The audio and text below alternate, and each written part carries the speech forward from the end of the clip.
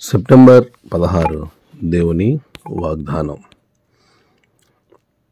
యెహోవా, నీవే నన్ను సురక్షితముగా నివసింపచేయుదువు.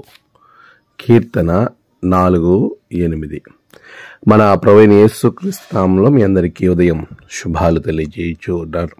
ప్రియులారా, దేవుని మహాకృప మనలను ఎంతగానో ఆదరిస్తుంది, బలపరుస్తుంది.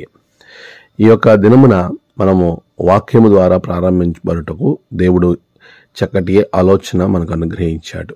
నిజమే, ఆయన మనలను నెమ్మదితో ఉండేలాగా చేసే దేవుడు. ఆయన మనల్ని సురక్షితంగా నివసింపగల సామర్థ్యాన్ని ఇచ్చేటువంటి దేవుడు. అటువంటి దేవుణ్ణి మనం కలిగి ఉన్నాం. దానికి ప్రభువుకి మొదటిగా మనం వందనాలు చెల్లించాలి. ప్రియులరా, సురక్షితముగా ఉండడము అనేది నువ్వు ఎక్కడికి వెళ్ళినా కూడా, ఏమిచ్చినా కూడా అది నువ్వు నీ అంతటా నీవు కొనుక్కోలేవు. కేవలము అది దేవుని ద్వారా మాత్రమే ఇవ్వగలిగే శ్రేష్టమైన బహుమానం. ప్రభు మనల్ని సురక్షితంగా ఉంచుతున్నాడు.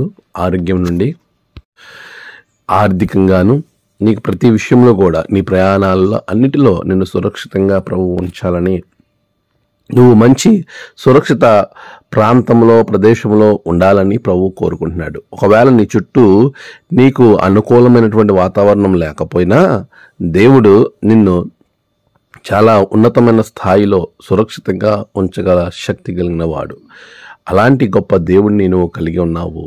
ఆయనతో నువ్వు ప్రయాణం చేసినప్పుడు చుట్టూ ఉన్న వారికి ఎన్ని తెగుళ్ళైనా రాని, కానీ ఐగుప్తులోనే ఉన్నప్పటికీ ఇశ్రాయేలీయులకు ఏమాత్రం కూడా అది కనీసం వారి దరికైనా చేరలేదు.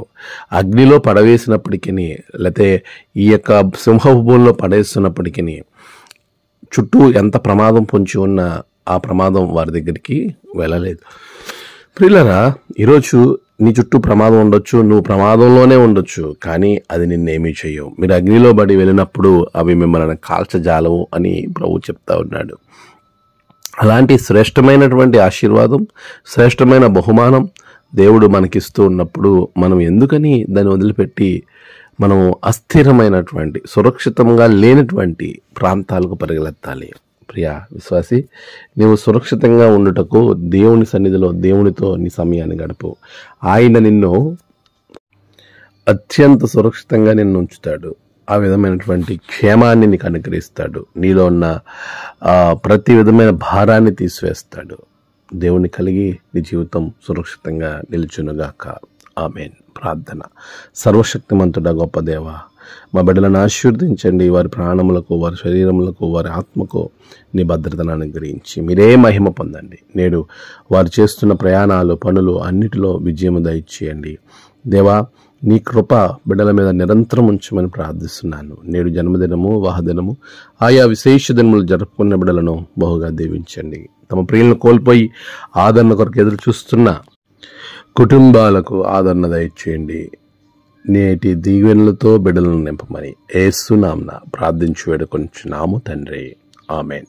తండ్రి, కుమార, పరిశుద్ధాత్మ త్రియేక దేవుని దీవెన మీకు తోడుగా ఉండి నడిపించును గాక. ఆమేన్.